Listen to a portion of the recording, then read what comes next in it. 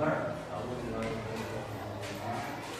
kita berada di lokasi masyarakat kegiatan yaitu kita mengadakan rapat akhir tahun. Ada beberapa informasi yang akan saya sampaikan berkaitan dengan karena kita ini sudah berada di akhir tahun pelajaran, nanti mungkin kita akan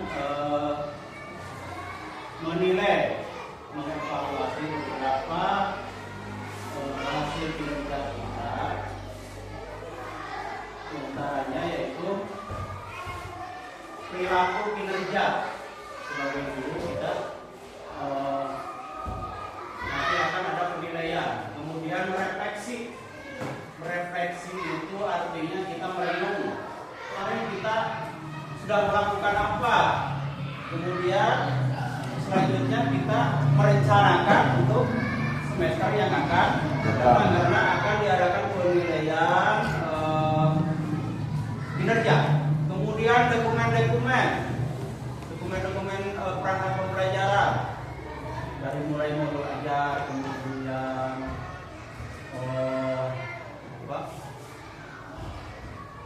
catatan-catatan, daftar nilai, absen dan sebagainya.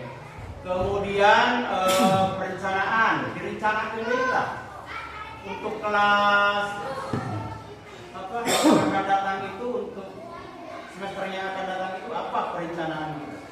Kemudian tindak lanjut, harus mengadakan tindak lanjut. Karena apa? Karena kepala sekolah pun akan dinilai.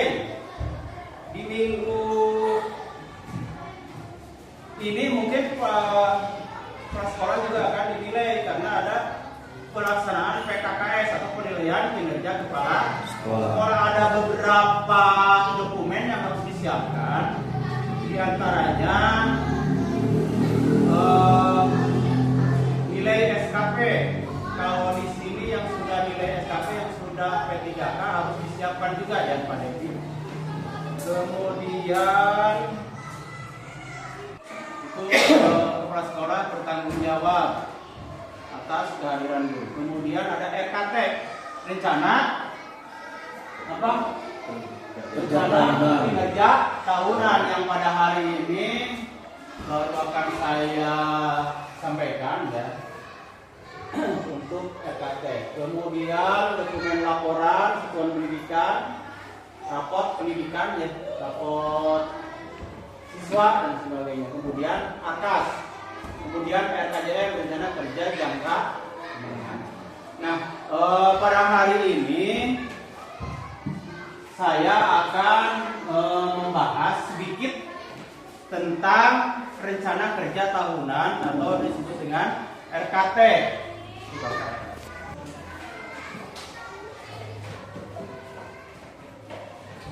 Nah,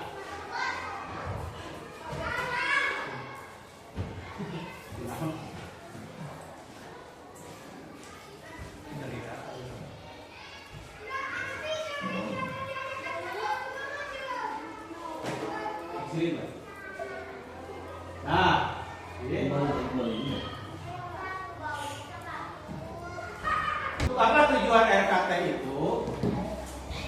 RKT, tujuan dari penyusunan rencana kerja tahunan atau RKT berbasis data raport pendidikan. Jadi RKT itu kita harus mengambil dari data raport pendidikan untuk memastikan perencanaan yang lebih efektif dan terukur dan meningkatkan kualitas pendidikan di sekolah.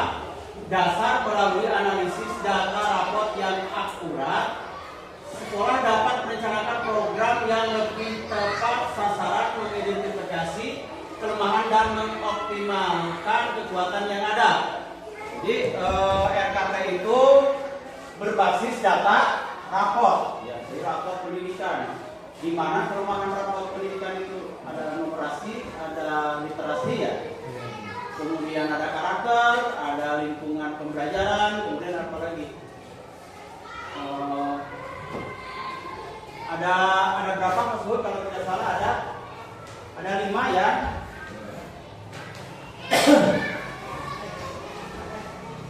Ada 5, ada kemampuan literasi, kemudian kemampuan numerasi, ada karakter, keamanan sekolah, dan iklim kebinekaan sekolah.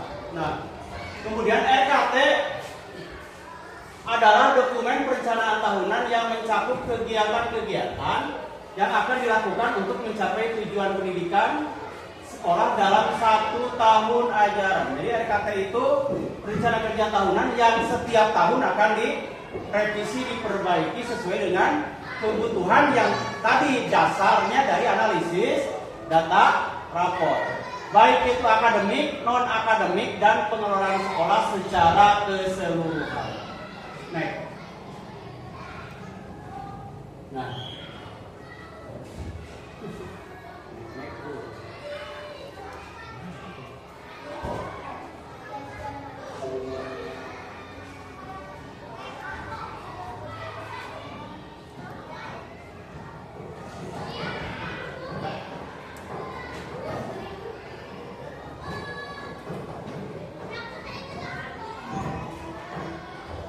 Nah, apa itu rapat pendidikan? Yang biasa kita analisis itu, rapat pendidikan adalah laporan yang berisi hasil penilaian terhadap siswa dan kinerja pendidikan di satuan pendidikan di suatu sekolah. Data yang tercantum dalam rapor mencakup nilai akademik, hasil ujian, nilai tugas, kegiatan ekstrakurikuler, partisipasi siswa dalam kegiatan non akademik, kemudian kehadiran siswa sekolah. Di rapor pendidikan memberikan gambaran objektif mengenai perkembangan dan pencapaian siswa serta bisa digunakan untuk merancang perbaikan dalam proses pembelajaran di masa depan atau di semester yang akan datang atau di tahun yang akan datang. Next. Mengapa RKT berbasis data rapor pendidikan? Menggunakan rapor pendidikan penyusunan RKT memiliki beberapa keuntungan. 1, datanya lebih akurat. Rapor memberikan data yang akurat dan terukur mengenai pencapaian siswa dan kondisi pendidikan di sekolah. Kemudian perencanaan yang tepat menggunakan data rapor untuk merencanakan kegiatan sekolah memungkinkan kita mengidentifikasi area perbaikan yang perlu diperbaiki di mana. Seperti rapor kita di tahun 2024 itu kemarin misalnya di numerasi. Berarti numerasi yang harus dibenahi dan diperbaiki. Kemudian transparansi dan akuntabel dengan data yang jelas. RKT berbasis rapor memberikan transparansi kepada semua pihak terkait seperti dinas pendidikan, komite sekolah, dan lain-lain. 4. Peningkatan kualitas pendidikan dengan mengetahui kelemahan dan kekuatan dari hasil rapor sekolah dapat mengoptimalkan kegiatan yang berdampak langsung pada peningkatan kualitas pembelajaran di tahun yang akan datang. Next. Kemudian langkah-langkah dalam penyusunan RKT ini sudah kita susun pada saat itu ya. Ini RKT-nya. Nah, 1. Pengumpulan data rapor. Jadi RKT itu berbasis rapor itu dapat dilakukan melalui langkah-langkah berikut. 1. Pengumpulan data rapor. Kumpulan data rapor siswa termasuk nilai mata pelajaran, kegiatan yang proyek, kehadiran, dan laporan-laporan. Kemudian analisis data. Lakukan analisis mendalam terhadap data rapor yang ada. Jadi rapor itu dianalisis, nilai akademiknya, terus nilai kehadiran serta pencapaian siswa dalam berbagai tujuan. Kemudian penetapan prioritas. Berdasarkan analisis data, tentukan area yang perlu diperbaiki atau dikembangkan lebih lanjut, misalnya mata pelajaran tertentu yang memiliki nilai rendah. 4. Penyusunan program kegiatan. Tentukan kegiatan yang harus dilaksanakan untuk pencapaian perbaikan dan pengembangan baik dalam bidang akademik maupun non akademik. Nah, dari di RKT itu nanti dicantumkan yang perlu dibenahi, kemudian dicantumkan di RKT dan masuk ke Arkas. Kemudian penetapan target dan indikator keberhasilan, tentukan target yang jelas, misalnya peningkatan nilai rata-rata ujian siswa sebesar 10% dan buat indikator untuk mengukur keberhasilan siswa. Kemudian penyusunan anggaran dan sumber daya. Jadi setelah kita analisis dari hasil rapor mana yang perlu dipenuhi, kemudian kegiatan apa yang akan dilaksanakan, tentukan target yang jelas, tentukan anggaran yang dibutuhkan. Nanti muncul anggarannya akan dibutuhkan berapa di atas. Kemudian evaluasi dan monitoring, tentu saja tentukan mekanisme evaluasi dan monitoring untuk memantau kemajuan pelaksanaan RKP sepanjang tahun. Lanjut. Contoh analisis data rapor. Beberapa jenis data yang perlu dianalisis dalam penyusunan RKP berbasis rapor pendidikan antara lain data siswa, jumlah siswa yang lulus atau tidak lulus pada ujian semester, kemudian pencapaian akademik, rata-rata nilai mata pelajaran, analisis distribusi nilai, dan pencapaian standar kompetensi.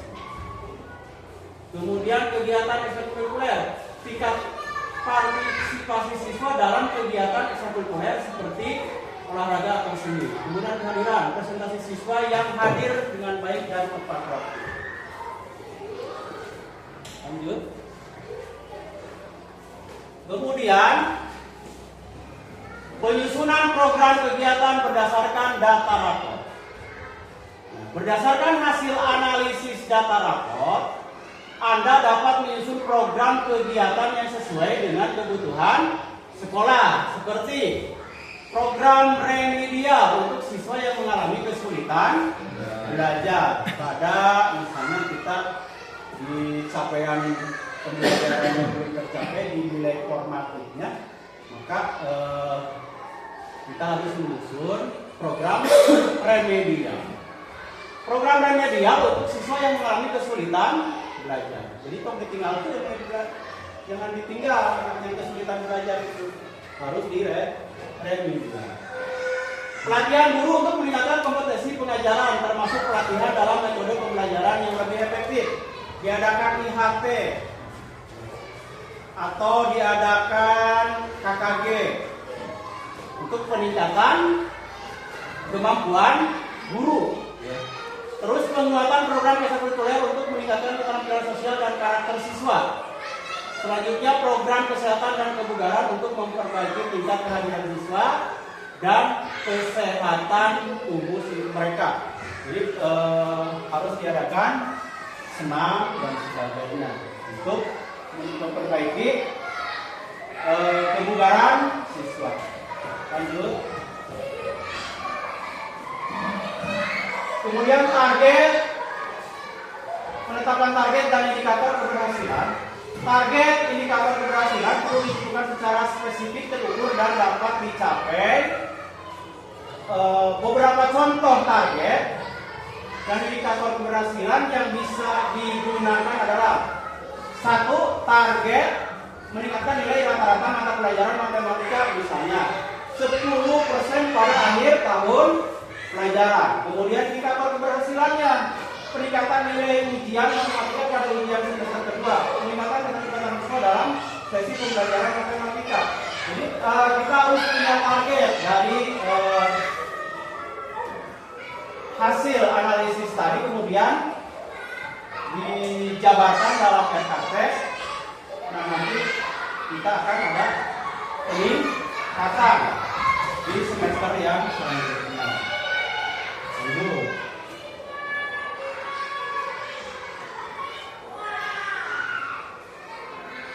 Susunan anggaran harus mempertimbangkan semua aspek yang diperlukan untuk melaksanakan program kegiatan yang telah disusun. Beberapa contoh anggaran dan sumber daya yang diperlukan: pelatihan guru, IHT. Ya. Kemudian anggaran biaya pelatihannya harus dicantumkan di situ. Misalnya dalam hal literasi, anak itu belum paham dalam membaca atau memahami bacaan. Nah, diadakanlah IHT untuk meningkatkan atau workshop untuk meningkatkan kemampuan guru. Kemudian pembelian alat peraga anggaran yang untuk pengadaan alat bantu mengajar. Mungkin dalam pembelajaran itu kita tidak menggunakan alat peraga. Nah, coba di dalam RKT itu untuk tahun depan kita pengadaan alat peraga atau alat bantu mengajar untuk meningkatkan kemampuan. Kemudian biaya ekstrakurikuler anggaran kegiatan luar kelas yang melibatkan siswa. Sumber daya manusia mengalokasikan tenaga pengajar, admin dan staf pendukung yang bisa mendukung tentang peningkatan pembelajaran. Evaluasi berkala dan monitoring akan memastikan RKP berjalan sesuai dengan rencana. Ada beberapa hal yang harus dilakukan. Satu, evaluasi semesteran, menilai hasil dari kegiatan yang telah dilaksanakan termasuk analisis perbandingan nilai akademik siswa. Kemudian monitoring harian, memantau kegiatan sehari-hari dan memastikan bahwa semua kegiatan dilaksanakan dengan baik. Laporan dan feedback, membuat laporan berkala kepada pihak terkait seperti Dinas Pendidikan dan Komite Sekolah. Nah, beberapa tantangan yang mungkin dihadapi dalam penyusunan dan pelaksanaan RKT berbasis data rapor. Satu, keterbatasan sumber daya. Sumber daya yang terbatas baik dalam hal dana maupun tenaga mengajar. Solusinya adalah mencari sumber dana tambahan. Seperti sekarang ada 1.000 ya. Sehari 1.000 itu bisa digunakan untuk misalnya kita perlu alat peraga tadi atau mesin-mesin karton dan sebagainya, bisa dari sini itu kalau berjalan. Kemudian mencari dari sponsor atau donatur atau dana hibah, serta melibatkan orang tua dalam komunitas sekolah dalam mendukung kegiatan. Boleh orang tua berpartisipasi dalam mendukung kegiatan pembelajaran. Kemudian data tidak akurat, data rapor yang tidak akurat dapat menghambat perencanaan. Solusinya meningkatkan sistem pengumpulan data dan pelatihan untuk tenaga administrasi agar data yang dikumpulkan lebih akurat. Tiga, kurangnya keterlibatan. Keterlibatan yang kurang dari semua pihak dalam proses perencanaan. Solusinya melibatkan seluruh pihak terkait termasuk guru, orang tua dan komite sekolah dalam proses perencanaan dan evaluasi. Jadi semua perencanaan itu harus berdasarkan hasil dari musyawarah tiap sekolah, orang tua dan pihak dinas terkait. Lanjut. Kesimpulan, jadi penyusunan rencana kerja tahunan RKT berbasis data rapor pendidikan memungkinkan sekolah untuk merencanakan dan melaksanakan kegiatan yang lebih terstruktur,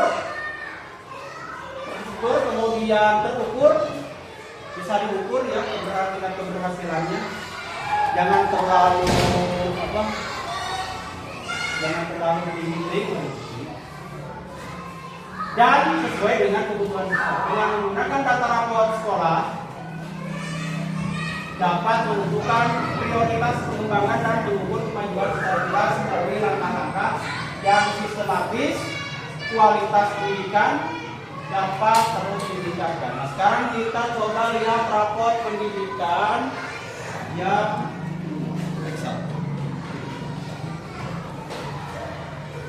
SD Negeri 1 Boyo. Nah, dari awal. Dari sini.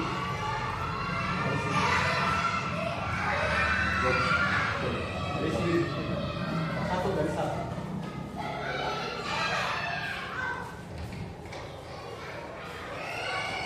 Dua. Nah, coba. Nah, ini adalah hasil rapor pendidikan SD Negeri 1 Bojong tahun 2024. Kemampuan literasi berdasarkan kemampuan dalam memahami, menggunakan refleksi, dan mengevaluasi beragam jenis teks. Ini nilainya baik. Ya, baik. Coba ke bawah terus. Ke bawah numerasinya baik. Literasinya coba karena numerasi. Terus ke bawah. Nah, kemampuan numerasi di sini ada warna kuning. Berarti kita itu kuning itu perhatian. Ada penurunan, ya. 40% ada sampai 50% peserta didik telah mencapai kompetensi minimum untuk numerasi, namun perlu upaya mendorong lebih banyak peserta didik dalam mencapai kompetensi tersebut. Jadi kita yang perlu coba rekomendasi lagi. Nah, jadi kemampuan numerasinya kita masih ada penurunan. Kemudian masalahnya apa? Nah, masalah yang mempengaruhi. Nah, jadi harus diadakan peningkatan ini nih yang perlu dibenahi. Peningkatan kompetensi guru dan tenaga kependidikan dan kebijakan untuk menunjang kemampuan numerasi. Karena numerasi kita lemah di situ, yang perlu dibenahinya adalah kemampuan apa? Literasi. Next. Nah, rekomendasi peningkatan kompetensi. Udah ya. Coba. Nah, skala prioritasnya yang perlu dibenahi teh. Kepala sekolah, tadinya kepala satuan pendidikan, mempelajari aljabar sebagai bagian dari kemampuan numerasi. Geser sedikit. Nah. Terus kegiatan pendanaan. Nama kegiatan jika Anda ingin menganggarkan kegiatan benahi ke Arkas. Di mana itunya? Kegiatannya didanai oleh BOS reguler. Peningkatan kompetensi guru untuk memperkuat numerasi, pengembangan kegiatan literasi dan numerasi. Itu sudah ada di sini. Jadi begitu muncul rapot pendidikan yang kelemahannya di numerasi, jadi ada yang perlu dibenahinya ini. Nah, ini yang akan dituangkan ke dalam RKT. Di dalam RKT. Nah, coba klik RKT. Nah, ini sudah kita susun ya payung ya pada saat itu kita di atas. Nah, jadi dari RKT itu dari rapor pendidikan coba. Nah, jadi profil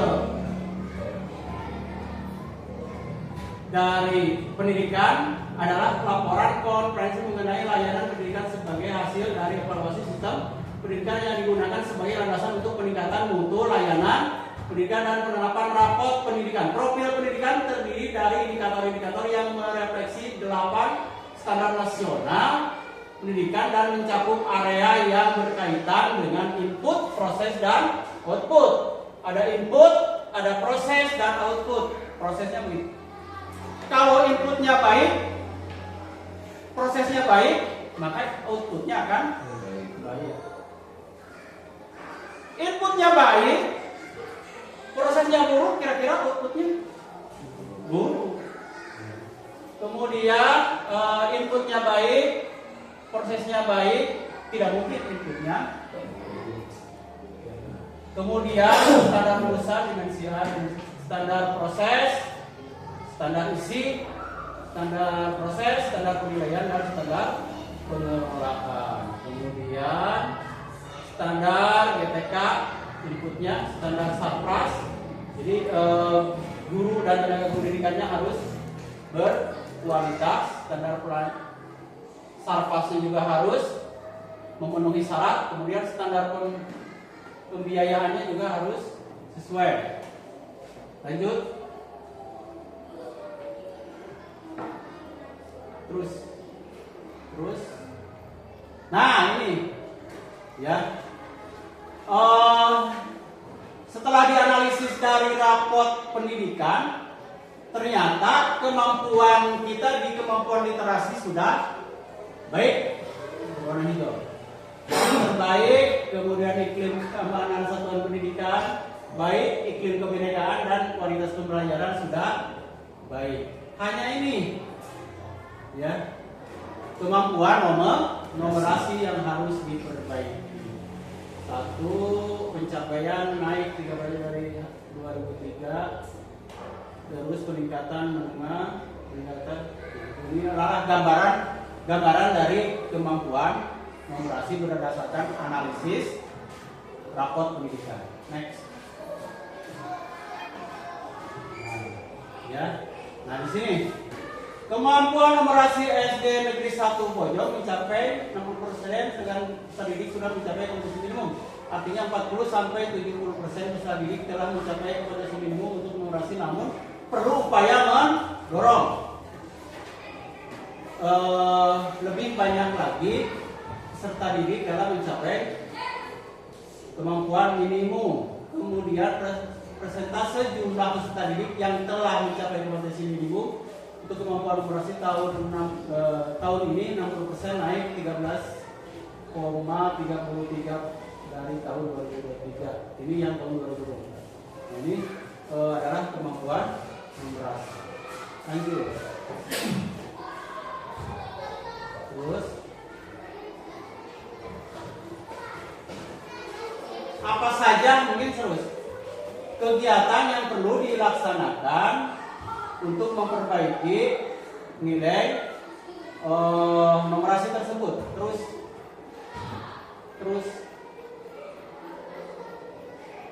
nah ini adalah kita merencanakan di sini ya, kegiatan tahunan ya, kegiatan tahunan SMA 1 Pojok sesuai dengan jadwal. 1.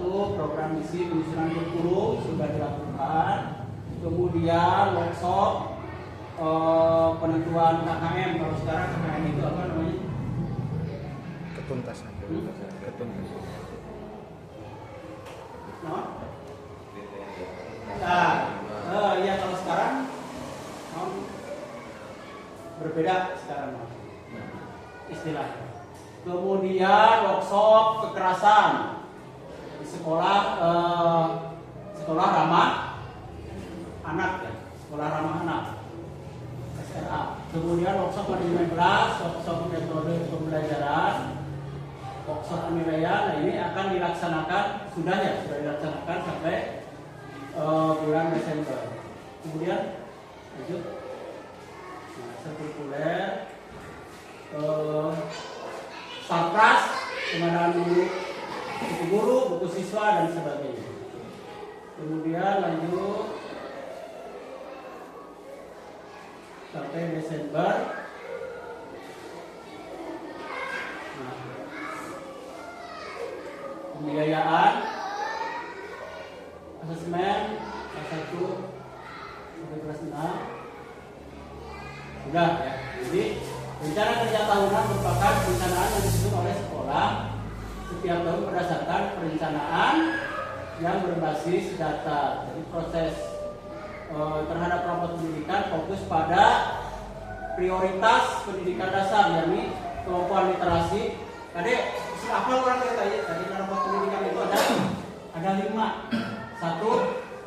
Kemampuan literasi, kemampuan numerasi, karakter, iklim keamanan sekolah, iklim kebinekaan. Pasti kita selalu ditanya. Dari kelima indikator tersebut di atas maka diperoleh indikator yang kurang baik atau bermasalah, maka indikator yang bermasalah yang akan diintervensi khusus dalam pengembangan perencanaan sekolah berdasarkan akar masalah yang diperoleh dari level 2 atau dari sub indikator dimensi. Dengan demikian akhirnya RKT yang disebut Pojok untuk tahun 2000 telah tersusun,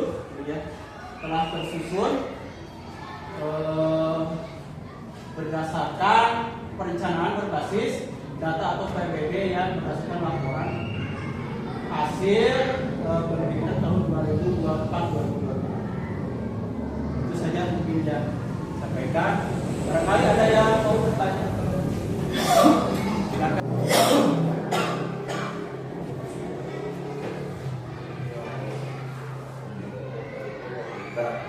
Ya, sudah cukup.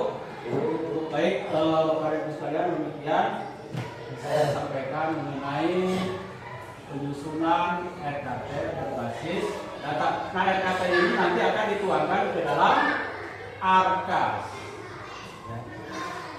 ARKAS. Dan untuk tahun ini ARKAS itu masih manual ya, karena belum buka. Ya, itu saja mungkin. Terima kasih atas perhatiannya. Wassalamualaikum warahmatullahi wabarakatuh.